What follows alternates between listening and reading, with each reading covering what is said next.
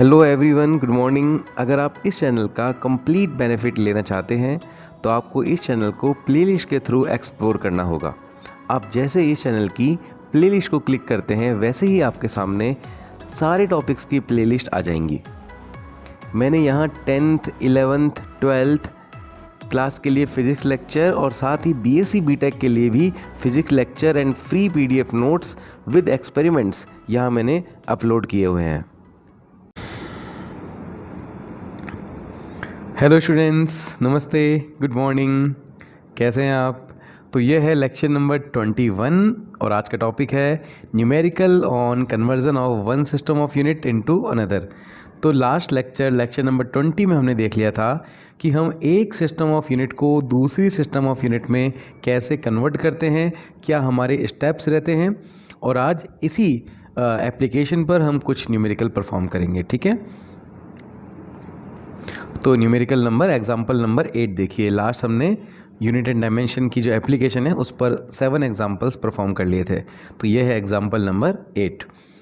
Example number 8 में कह रहा है find the value of force 100 dyne on a system based on metre, kilogram and minute as fundamental units.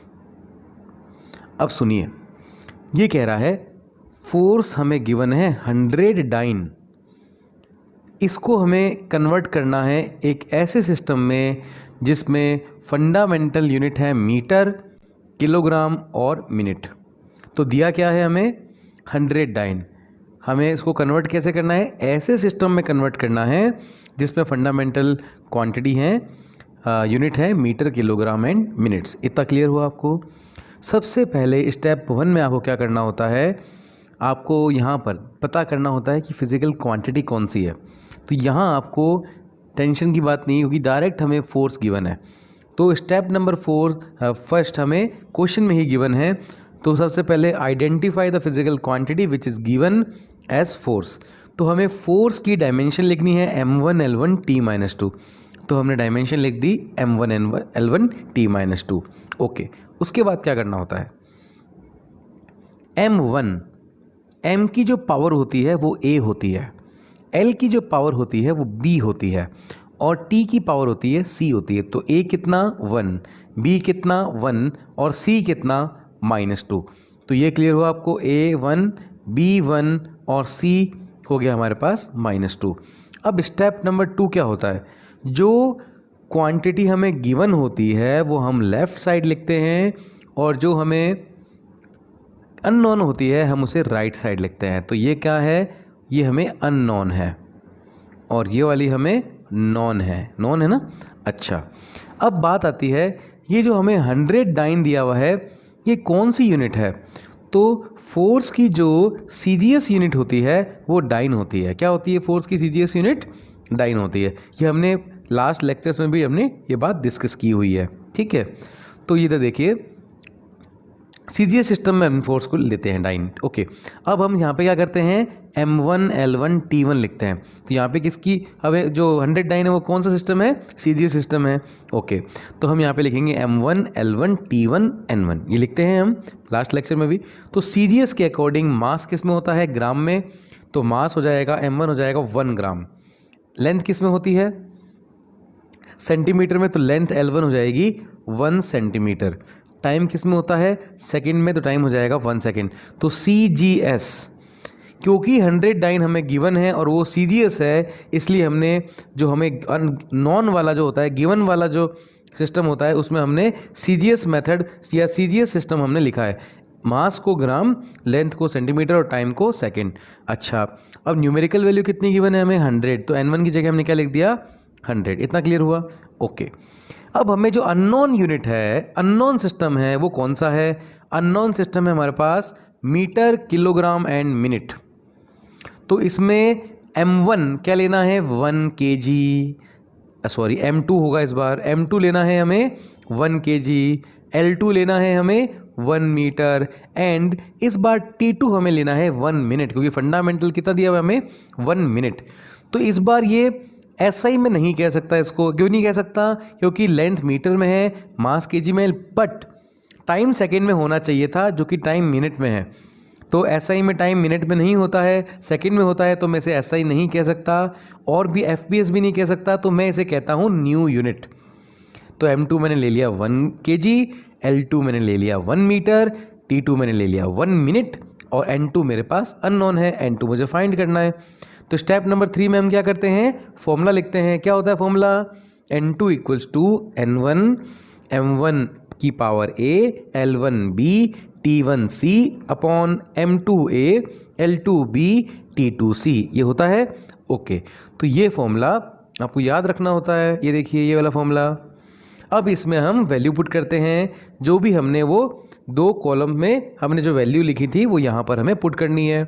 अब N1 की जगह क्या पुट करेंगे, 100, M1 कितना है 1 ग्राम, A पावर कितनी है, A की वैल्यू 1 थी, L1 कितना 1 सेंटीमीटर, B कितना 1, T1 कितना 1 सेकेंड, C कितना -2, क्लियर हुआ। M2 कितना 1 kg, A कितना 1, L2 कितना 1 मीटर, B कितना 1, T2 कितना 1 मिनट, C कितना -2। ओके, अब क्या था, लास्ट जो हमने न्यूमेरिकल किया था उसमें एक बात थी कि यहाँ भी 1 सेकेंड था और यहाँ भी 1 सेकेंड था, सेम क्वांटिटी थी, तो वो दोनों एक दूसरे से कैंसिल हो गई थी, डायरेक्ट कैंसिल हमने कर दी थी। लेकिन यहाँ देखिए, यहाँ सेकंड है और यहाँ मिनट है, तो ये दोनों आपस में एक दूसरे से कैंसिल नहीं हो सकते हैं। तो हम पहले यहाँ पर तो क्वांटिटी को कन्वर्ट करेंगे। तो देखिए यहाँ पर एक चीज़ देखिए, अब यहाँ पर जो -2 है मतलब 1 मिनट इनवर्स 2 -2, तो 1 मिनट, एक बार देखिए यहाँ पे ये स्टेप थोड़ा सा बच्चों की क्या इस स्टेप में बहुत गलतियाँ होती हैं।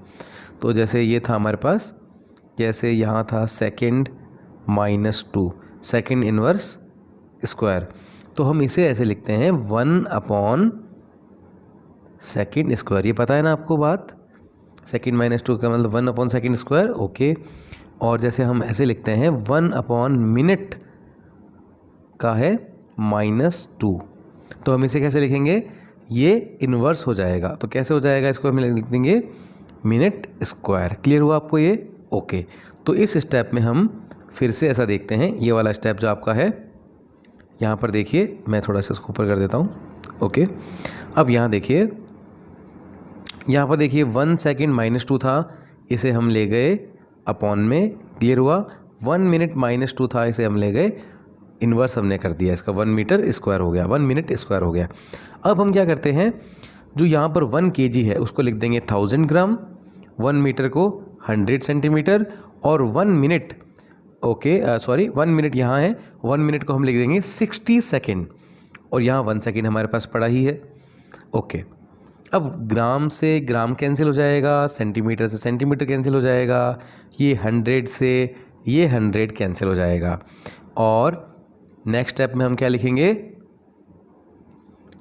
नेक्स्ट स्टेप ये देखिए, ओके ये है हमारा अगला स्टेप। ये देखिए 100 है, इधर 1 ग्राम है, इधर 1 सेंटीमीटर है, वो जो 1 मिनट था उसे हमने लिख दिया 60 सेकेंड, स्क्वायर है तो ये देखिए स्क्वायर पड़ा है। नीचे आ गया था 1000 ग्राम, 100 सेंटीमीटर, 1 सेकेंड स्क्वायर।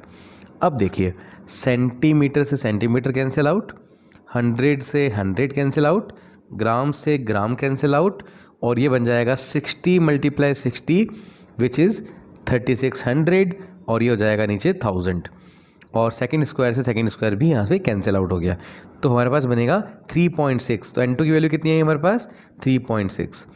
तो हमारे पास आंसर आ गया है 109 is equal to 3.6 new unit. तो ये क्लियर हुआ आपको कैसे करेंगे। सबसे पहले आपको क्वेश्चन को देख के पहला स्टेप होता है फिजिकल क्वांटिटी को आइडेंटिफाई करना, उसकी डायमेंशन लिखना, उसकी जो पावर है उसको ABC की वैल्यू लिखना, उसके बाद जो नॉन है उसे लेफ़्ट रखना है और जो अननोन है उसे राइट रखना है। उसके बाद फॉर्मूला आपको अप्लाई करना है और फॉर्मूले में वैल्यू पुट करके उसे सॉल्व करना है। तो ये मेथड रहता है इसका। तो आपको क्लियर हो गया होगा।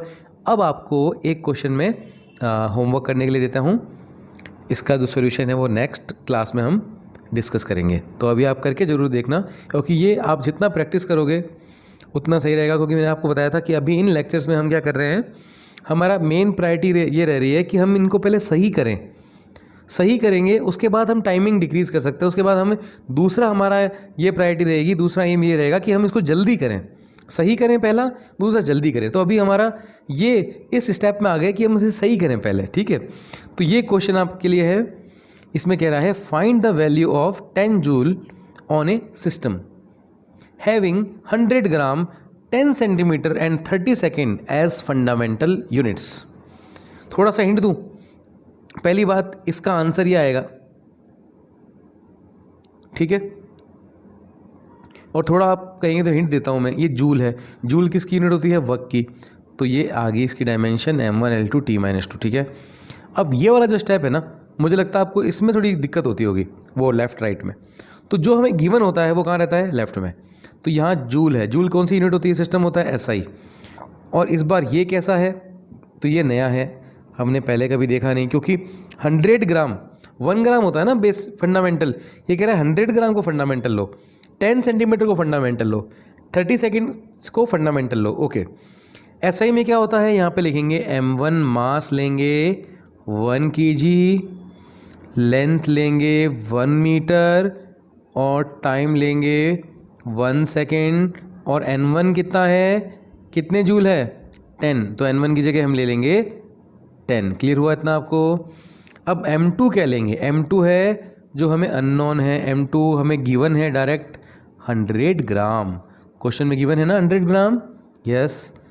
और L2 कितना गिवन है हमें, L2 हमें गिवन है 10 सेंटीमीटर, ओके। और T2 कितना गिवन है हमें, T2 हमें गिवन है 30 सेकेंड, और ये आपको वैल्यूज़ रखनी है इस फॉर्मूले में।